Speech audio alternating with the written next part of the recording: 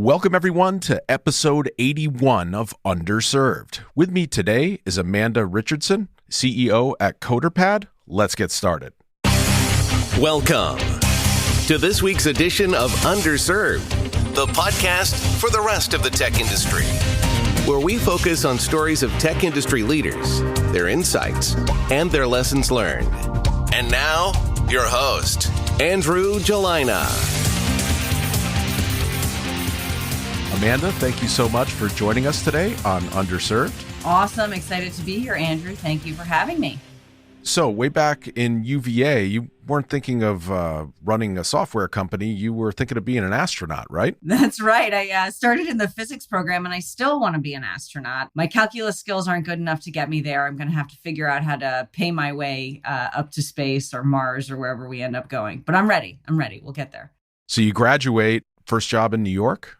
Yeah. So I graduated because I couldn't survive the physics program. I ended up with a finance degree because that was the department that would take me, and ended up in New York doing long short equity hedge funds of all things. My first day of work was September 10th, 2001, which was a fine day. The next day was the worst day. So that was kind of a crazy time to start, but it was 4 years of really trying to understand how businesses work, how you could, make value and understand what trends were, and talking to customers and a lot of the things that actually I do today, but just in a very different approach.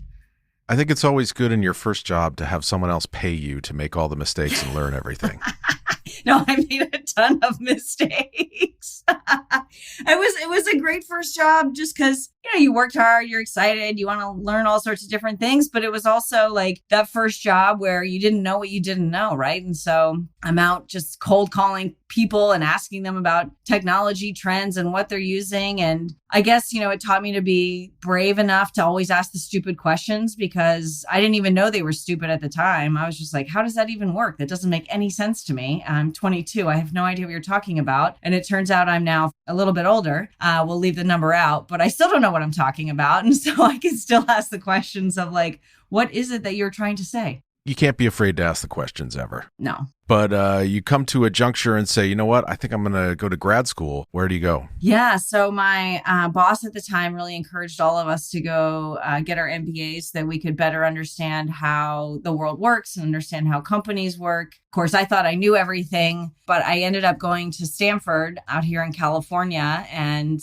it took about a week on campus for me to realize I was never going back to Manhattan.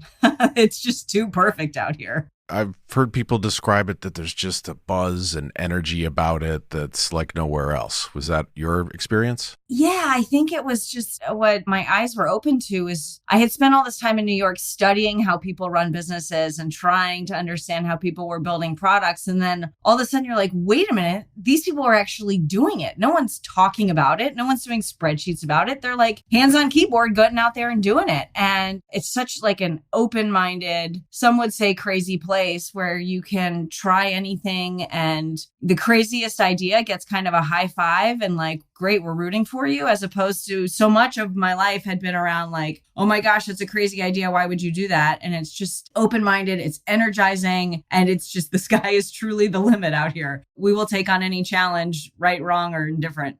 I've always thought that the West had this kind of like explorer, prospector mentality to its folks, that are like willing to take a chance. Oh, totally. I mean, if many of our origins come from people who were fleeing countries who didn't want them, I mean, the people on the West Coast are the ones who fled the people on the East Coast who didn't want them. So I don't know if we're explorers or rejects out here. And I'm admittedly one of the later ones to get out here, but for sure, I go home and my family just looks at me like, you are truly nuts. You are really a Californian now. Did you take any engineering classes while you were doing your MBA? So I took some engineering classes, undergrad and my MBA. My first language of choice, other than Logo 2 in elementary school, for those who remember, was C++. But some of the engineering schools at Stanford were just so impactful because other than, engineering concepts, which are certainly helpful, they brought an aspect of leadership to the conversation that I think had been missing from some of my other schooling. And so, often in the business school, they would bring in great CEOs and great leaders, and that's kind of expected at a business school. But in the engineering school, they brought in all of these entrepreneurs who were talking about how they figured out, the early days of Yahoo, the early days of AOL, the early days of Firefox and Mozilla, like some of the companies that hadn't really been held up from a business perspective necessarily as like revolutionary businesses, but were great engineering feats. And so the engineering school was always bringing in these leaders and really promoting innovation, not just innovation from like lines of code and software output, but like innovation and how you can use software to really change the world. And it was so exciting. I mean, every week was a new speaker, and I was so excited to go. We called it across the street because the business school is on one side and kind of the rest of the universities on the other. And it was just so exciting to just feel that buzz. Like if there's a buzz in California, there's a big buzz in Palo Alto. And if the buzz is in Palo Alto, it's definitely in the engineering school. Now, were there any other classes you took while you were there that you thought were particularly helpful later on in your career? I mean, I think at the time I would have given you a very different answer, but looking back now, there were two classes, one around organizational dynamics, which sounds as dry as it is, but actually really matters in terms of how you organize teams and kind of organize functions. And then the other one that is famous at Stanford is called touchy-feely. So it was more about, how you have hard conversations and interpersonal dynamics and building relationships and building trust. And it was hard. I actually got my lowest grade ever in interpersonal dynamics. Fun fact. I'm not sure what that says about me. I like to say it's because I didn't advance enough. I was already pretty advanced, but I'm not sure my husband would share that feedback. But it was a great class just for, really having hard conversations and beginning a path of management that is really all day long about hard decisions, hard conversations, and rallying a group of people who have no reason to listen to you other than you want them to, and trying to convince them to head in a direction, which is not that easy, as you know. So after grad school, you get a job in California. Where are you working?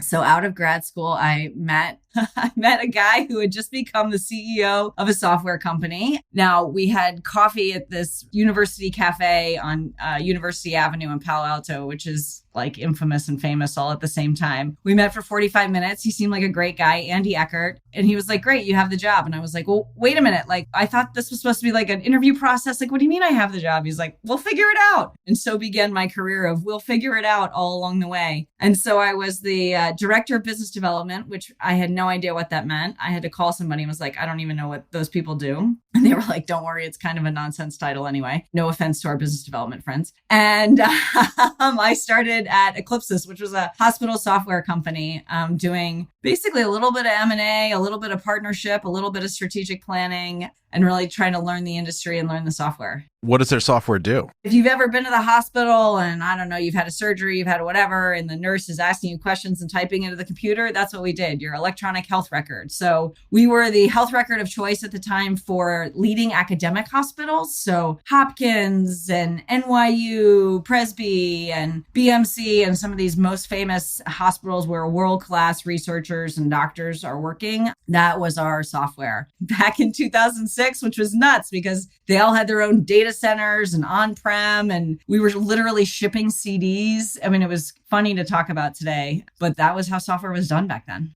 It seems kind of intense, though, high stakes. Like if something goes wrong, someone can have some bad consequences. Suddenly a hotfix took on a whole new meaning, particularly when you're shipping the software on CDs, right? So there's latency, but it's also like somebody can die.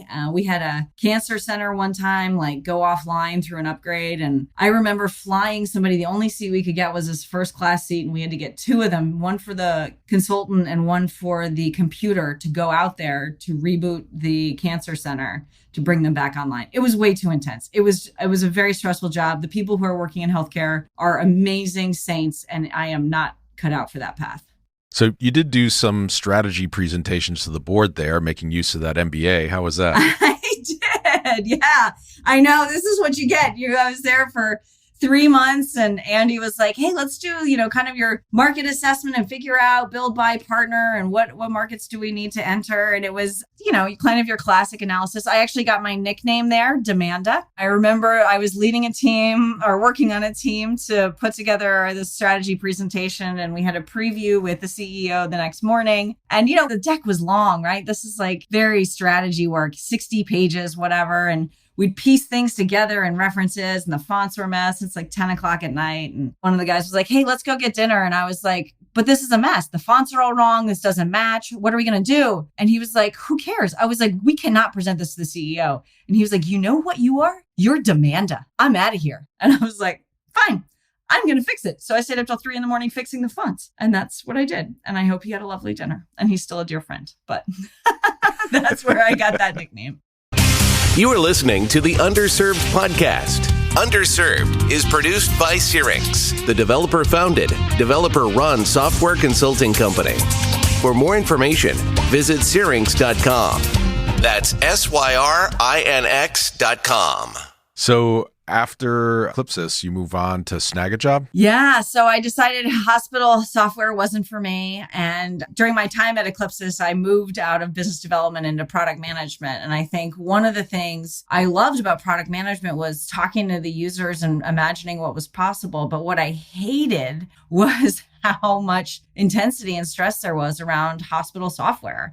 Every change had to be QA'd again, because people can die. And it was just a very intense, laborious, slow process. And so I got a call from Snagajob to go do some consumer work. And so I jumped back into business development, was going to be in, get out of the product management, go back to doing these partnerships and board presentations and fixing my fonts or whatever it was that I did. When I'd been at Snagajob for 2 or 3 months, the CEO walked into my office and was like, hey, I need someone to just take over product management for the next couple of months while I hire a head of product management. You're the only one in the building who's done this. Can you just do it for a couple months? And I was like, oh, I just left product management. I don't want to deal with these engineers again. And I said, fine, I'll do it for just 3 months. And that was, I think, probably at least 15 years ago. And so embarked a long product management career. Sounds like The Godfather. Every time I try and get out, they pull me right back in. Exactly. Yes. Every product manager loves to complain about how hard their job is, and then they just keep doing it over and over and over again. We just like to complain, really. Most engineers will tell you that. What was the tech stack at Snagajob? Oh my God, stack is the wrong word. Spaghetti.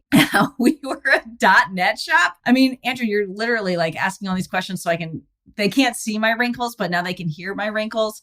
We would do, you had to do upgrades at night, Saturday night at 3 a.m., which I guess is Sunday morning. You would roll offline. And I remember one of the big innovations we had, we went from we would roll from one stack to the next stack. So you'd have your backup stack. Then when the power would go out, we would lose the AC. I mean, it's amazing to think that the internet still evolved despite how messy it was back in those days. I am sure 10 years, 20 years from now, they'll talk about how ridiculous our AWS instances are and how unsophisticated we are, but we've come a long way.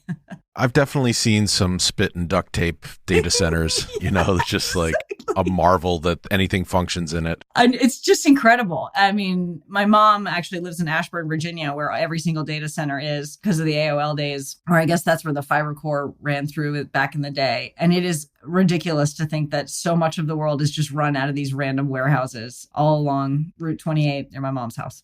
So after Snagajob, you move on to Prezi and become head of product. Yeah. So at Snagajob, I spent time, leading product there and was a longtime user of Prezi, which is presentation software back in the day. And I really enjoyed it. So from Snagajob, I convinced the Prezi team to take me on. And I really had a great time working back in software. It was like, it's SaaS software, right? It's like the sweet spot between the velocity of consumer, the volume of consumer, but with the revenues of enterprise and B2B, like there's a lot to love about SaaS these days. And so I started at Prezi, another great tech stack. We were on Flash. So this is the greatest hits of tech stacks to not use. At Eclipsys, I think I had a product or two that was AS400. I evolved to .NET. Then I evolved to Flash. You do what you have to. Like, we were working on a Flash product for a customer around then, and like it was the only thing that would allow us to like record video off webcams in a browser. It worked, right? It was a great tech innovation. Yeah, I mean, the cutting edge of the time, now passé, but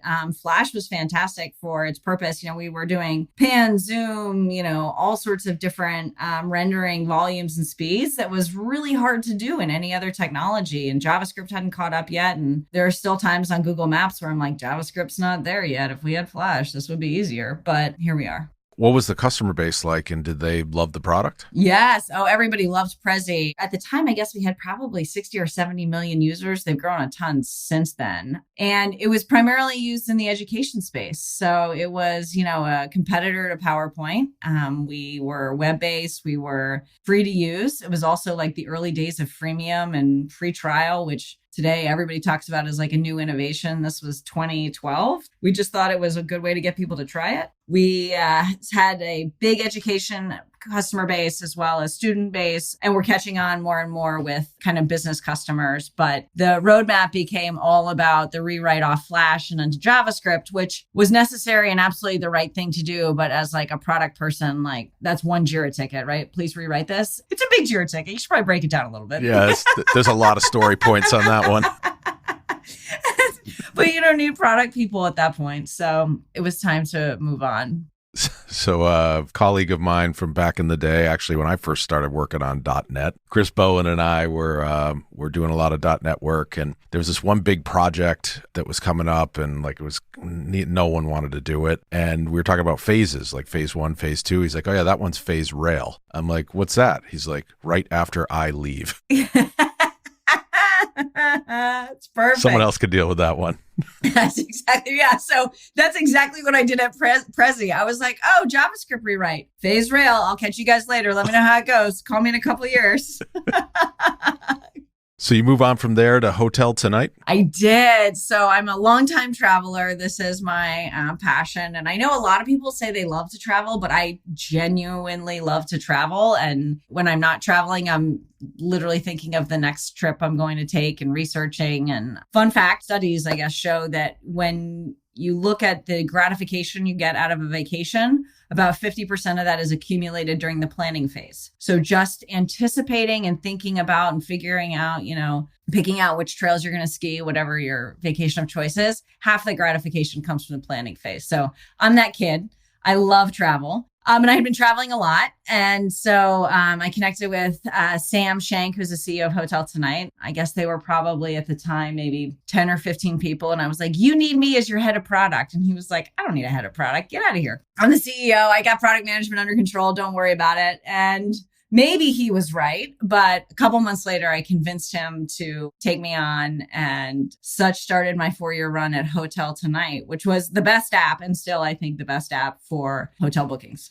When you say app, it was all apps, right? It was mobile, everything. Yeah, I know. Back to technology trends, right? Like we were iOS and Android only. I remember when we launched our Android app, my mom, who actually was a software engineer back in her time, would be like, I can't find your website. And I was like, yeah, because we're in an app. And she was like, crazy. But remember at the time, it's 2012, 13, 14, like the iPhone, it was becoming commonplace, but, a lot of people were still on BlackBerries and remember Palm. Those were still things.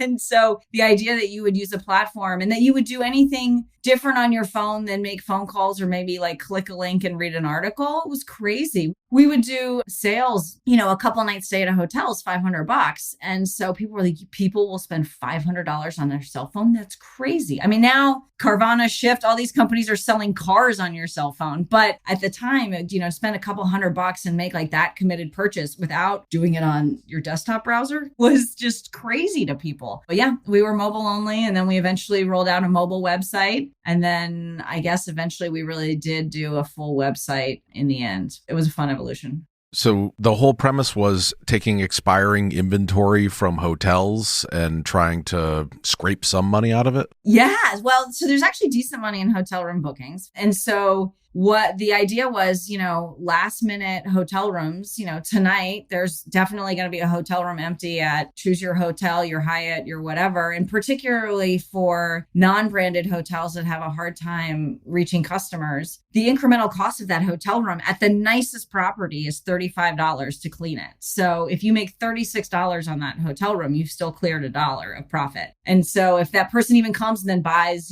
breakfast or, a spa appointment or whatever, you now suddenly have like an incremental customer that you never could have gotten. So because it was last minute, because it was spur of the moment, mobile made a ton of sense. You're downtown, it's 8:00 at night, you finish dinner, you're like, screw it, I'm not driving back to the burbs. Like, let's just get a hotel room and stay. That was the idea of Hotel Tonight. So it was last minute hotel bookings and we cleared tens of thousands of room nights every night. What you just said there was interesting to me. Like, weren't people finding that, like in New York City, for example, it might be cheaper to stay over than commute both ways? Absolutely. Yeah. I think a third of our business in New York, which was a large portion of the business, was locals who didn't want to commute, right? The commute in New York is notoriously long. Pre-COVID, it was 90 minutes, 2 hours was not unusual. So you work late, you have a dinner, you stay for happy hour, and then you're like, forget it, I'll just stay the night. And so we had repeat customers who would just make Hotel Tonight part of their commute plan, I guess.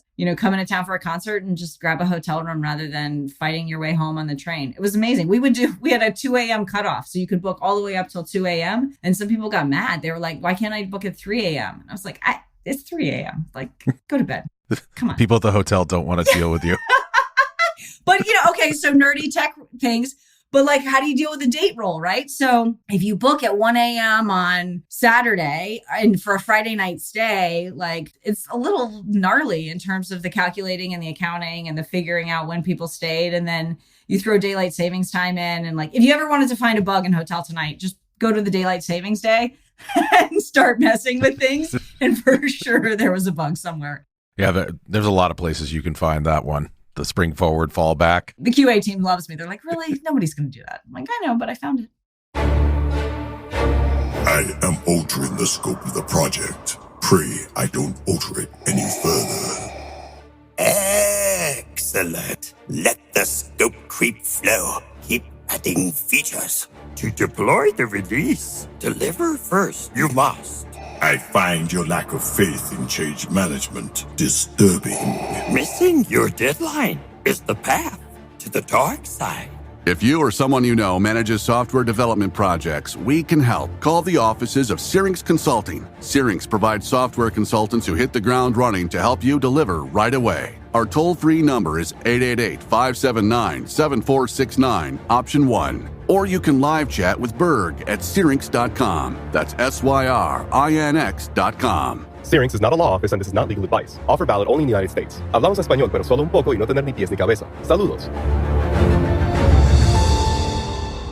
So how do things end there at Hotel Tonight? We ultimately got acquired by Airbnb, which is a fantastic group of people and another equally good product, kind of at the opposite end of the spectrum, with a lot more advanced bookings, a lot longer length of stay. Obviously, it's more homestays and less hotels. So there were a lot of compliments. And they still coexist today, happily ever after. But you decided, I don't really feel like being middle management at Airbnb. Going back to my Eclipsis days, I learned quickly that if you were not the acquirer, you were the acquired. And things can turn out a little differently. And I decided it was not really for me to hang out at Airbnb and, be middle management of the second place product. So I jumped off and took my first CEO job. I'd actually gotten a couple calls about a CEO job in the past and decided it was my time and I was ready to try it. I actually had been interviewing for a COO role and was the second runner-up candidate. So I met with the recruiter. He's like, I think they should have picked you, but they didn't. And he's like, why did you want that job anyway? And I was like, well, I'm thinking about taking a CEO job someday. And he was like, then go be a CEO. And I was like, well, I'm not ready. And he was like, go be a CEO. And I was like, that's what you do? And he was like, yeah, go be a CEO.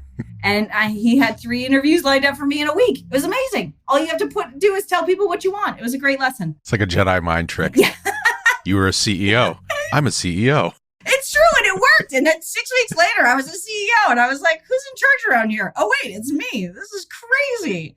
I was also 32 weeks pregnant, which was another reason to think it was nuts. But there we were. And so that was how you came to Rabbit? That was how I came to Rabbit. Yeah. So Rabbit was a product for paired streaming. So if you and your partner were kind of long distance, or you had friends from college, you want to watch the game together, due to, latency and ad insertion and different delays in the stream. And so we solved that problem by making it simultaneous zero latency replays of content. And so it was a very cool product, very popular, millions of users, growing rapidly. Andreessen Bessemer backed, a ton of teenage users who just wanted to watch shows together. Again, back to my mom being like, what do you guys do?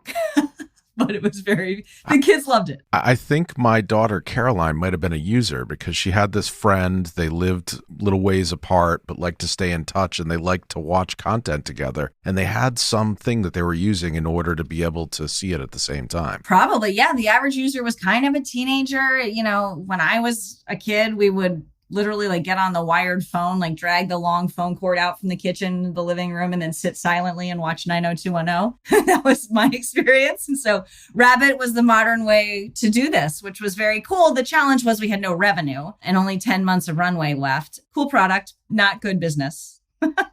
They only had 10 months of cash when you started? Yeah. Oh. Things you learn the second time you're a CEO is to ask that question.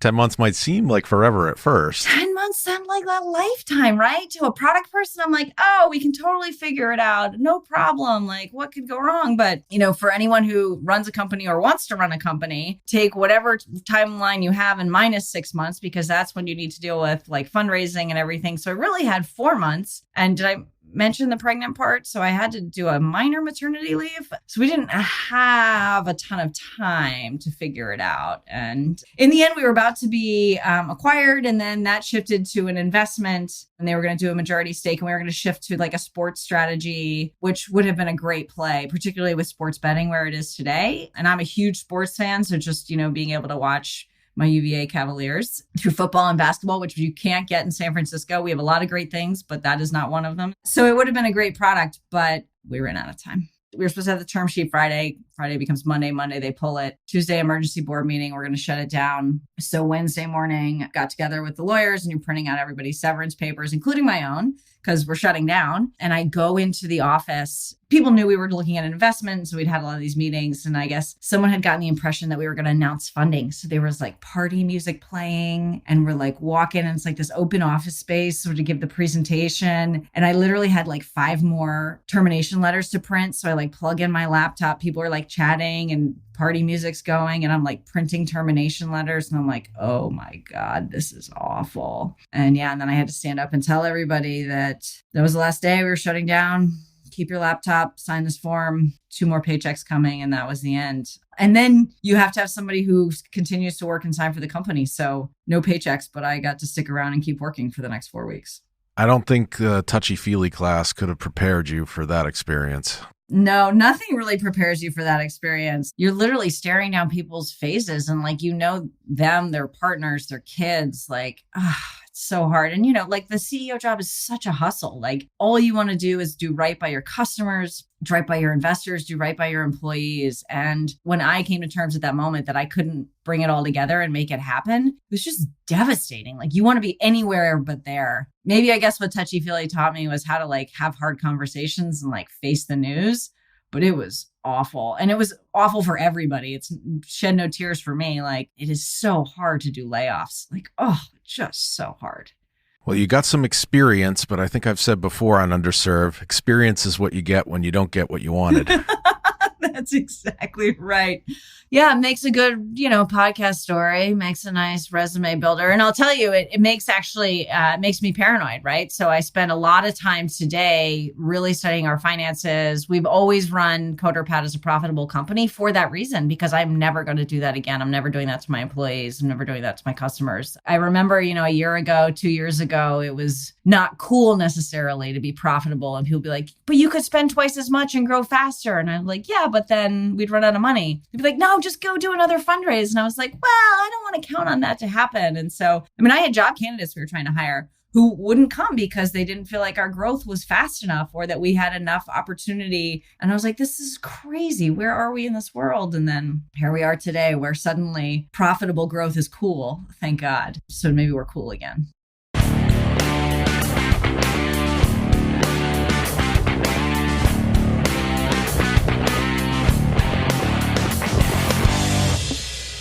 So after a short stint as an entrepreneur in residence, you become CEO of CoderPad. Sounds like you took some of your lessons learned and are bringing them to the company. What's it been like? Yeah, it's been a ton of fun. So we're almost 3 years, I guess 2.5 years into CoderPad. We're the leading platform for assessing developer talent. So we started as a live interview only product. So we work with all the big fangs. I like to say all the big fangs except the G in Google. We work with the alphabet pieces, but not the G. We're the tool of choice for interviewing developers there. And so it's been fun to like scale that business. It was started by a technical founder who kind of ended up running a business and didn't want to. You know, he had 1,500 customers and a couple million in revenue. And he was like, I don't want to do this. Like, this sucks. And so an investor group found the business and called me and said, hey, I think you might be a good fit. And I was like, CoderPad? I know CoderPad. We use CoderPad at Hotel Tonight. We use CoderPad at Airbnb. And so it was fun to get started and then really try to scale it. You know, we're now over 4,000 customers. Along the way, using some of my M&A experience, we ended up acquiring another company out of Europe for an adjacent product. So it's been fun to put the suite of products together. It's been fun to work internationally. It's been fun to hear how recruiting works for developers, you know, in the EU or EMEA, as we like to think of the market, and, you know, how different it is. And with the globalization of tech and all the trends that are happening in terms of, you know, most people are working out of a living room. What does it matter whether that living room is really in France or that living room is in Boston or that living room is in San Francisco? It's been exciting to see how those trends are changing. And, you know, what I really want to drive forward with this company is finding a way for developers of all skills to be able to show their skills and get hired, right? I think particularly in San Francisco, too much of it is about, did you work at Google? Did you go to Stanford? Do you have a CS degree? None of that actually matters. I think probably most of the people listening to that know that too, but the recruiters don't. And so, you know, it's our job to say, hey, look, I don't care if you have a degree in fine arts. I don't care if you don't even have a degree. I don't care if you're self-taught, because that's what most people are doing these days. And you're building a machine at 12, 13. Like, you don't need a CS degree because you know most of it. And as long as you get the foundational knowledge, you can pick up the languages. So how do we help people who have those skills really break into the job market and then ultimately create better technology products, right? I mean, there's too much built in this town by very privileged people who went to the same schools, worked at the same places, and solved the same problems. I think we would solve better problems with software if we actually had a more diverse set of people working on it. Now, it's really kind of like a full-fledged IDE in a browser where you're kind of remotely pair programming and there's video. Like, yeah. It's become quite a rich suite. Full IDE, yeah. Console, 30, 40 languages supported, 10 different frameworks. The idea is really that you can drop in and do your kind of basic software programming 101 question if you wanted to. I always like to pick on reversing a binary tree because it's stupid and everybody seems to ask it. Write me a linked list iterator or like CS 101. Exactly. You can do that in CoderPad. It's not what we really are endeavoring to help support. But what you can also do is drop in, real pieces of code and talk about how would you add a feature set to this code base, or how would you debug this problem, or how can we pair together to, think through how we would build out an API to support, whatever the new feature set is. Because that's actually what the development job is. The development job is not linked lists and binary trees. The development job is like, here's probably a gnarly set of code base that you need to work your features into it without breaking other people's stuff, and be able to give reasonable comments when someone else sends in a pull request. And so how do you actually test for those skills? Collaboration, thoughtfulness, thinking through problems, not just, do your inputs and outputs match? I think you said you can also like record and play back sessions, which seems like it'd be really useful since it's so hard to get a panel on an interview at the same time. Right. And it's a candidate experience to have like 6 people staring at one poor candidate who's like, I share my screen during an all hands and like try to type one line into a slide and get nervous because I'm spell checking like crazy. Imagine how those candidates feel. It's actually a stress test. So yeah, we record the sessions so you can have a one-on-one interview, and then you can spread your panel, right? So if you've got 6 interviewers, you can now do 6 simultaneous interviews with 6 different candidates. And then you bring up the playbacks and you can say, like, who had the best output? Where did you have to help in the process? Like, can we actually judge this based on output, not I liked the person, we went to the same school, we know the same people. Like, you're doing it based on work samples, which creates a much more fair process for interviewing and can create diversity in the system. Fun fact about technical interviews. So there's a researcher named Chris Parnan at NC State who studies technical interviewing, and he looked at the origins of technical interviews. And if you study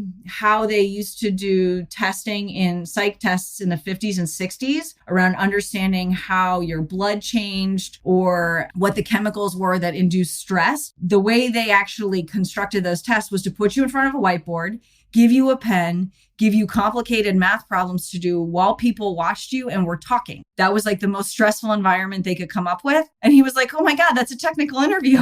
And it's true. Like, we're not actually testing people for technical interviews. At some point, you're just stress testing people. So why don't you give them a natural environment, give them an IDE, let them do their work, assess their code at the end and see like which had the better outcome and who actually went through the process collaboratively with you rather than this like competitive stress test experience that so many people have had. And I think there's no shame in a little Google or Stack Overflow check on the way too, because that's how most people work. I know. And the number of times a recruiter will be like, I want to know if they left the tab and they went and checked it somewhere else. I'm like, because you think resourceful candidates are better candidates? Me too. And they're like, what do you mean? I'm like, that's resourceful. You don't want someone who's memorized stuff. Like, I need you to find the answers. I don't need you to memorize them. Now, the acquisition you did, was that around kind of auto grading of coding?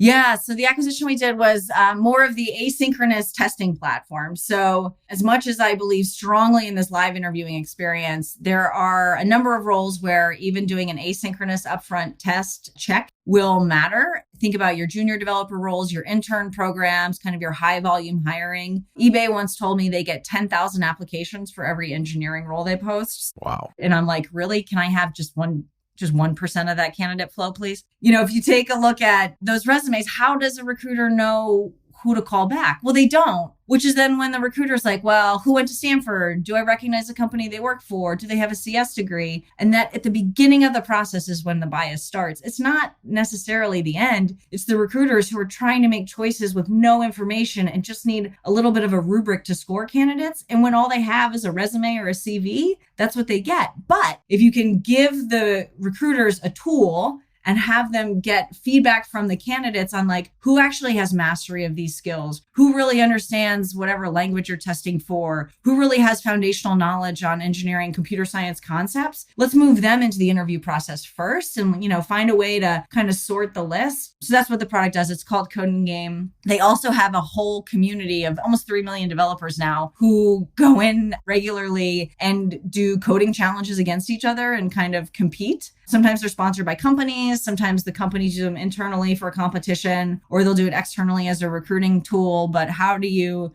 show off your skills? Again, like you could be an anonymous person anywhere, no CS degree, didn't go to Stanford, don't even live, in Europe, don't live in the US. And like, you just want to show your mastery and show your skills. So that's what the Coding Game platform does. It's very cool. That sounds like it might be addictive and become as popular as watching like chess on Twitch or something like that. Yes, it is a little addictive. We do sometimes have happy hours over the spring challenges and kind of watch people compete with each other. It's interesting. It's a ton of fun. And I love it because the founder of that company, he's the youngest of 4 and his parents were skiers in the French Alps, which sounds glamorous until you're probably the person who grew up in the French Alps with your parents working all weekend and you're alone by yourself in your house. Because of that, he was a self-taught engineer.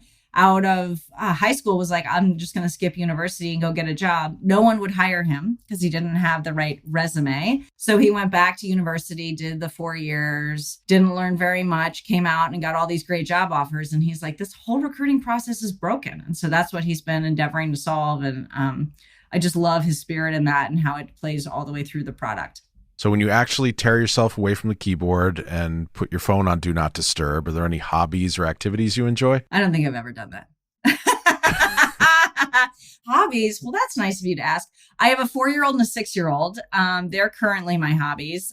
So somewhere between soccer practice, gymnastics, dance lessons, birthday parties. My favorite is the trampoline park, though. Pro tip for the parents. That's a good way to get their exercise out and yours. Those are probably my best hobbies. I do love travel, as we talked about, and my younger self used to run marathons. And so maybe my older self will also run marathons once I can convince these kids to drive themselves or take an Uber somewhere. How about activism or philanthropy? Anything that you're involved in or passionate about? Well, for those who know me well, know I do nothing in a small way. I'm actually the president of our local school board. We are part of a charter school here in San Francisco City, Thomas Edison Charter Academy. And so I'm the president of the Board of Education. So I spend a lot of time working on the school. It's actually been very eye-opening to see how a different organization runs, right? Like CoderPad's a company, and we certainly have our governance and finance and performance indicators. And schools are no different.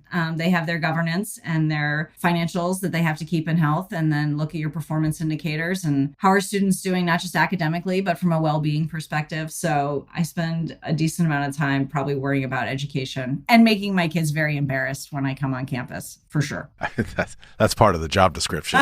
Exactly. Welcome to the next 15 years of your life. Well, Amanda, thank you so much for joining us and sharing your thoughts and experiences with the listeners of Underserved. Of course. Awesome. It was great to see you, Andrew. Thank you for having me. And we'll talk to everyone soon on the next episode of Underserved. Thank you for listening to the Underserved podcast. For more information on the topics discussed and for show notes, visit the show website, underserved.fm. And please be sure to rate, like, and subscribe to Underserved on Apple Podcasts, Google Play, Spotify, or wherever you listen to podcasts.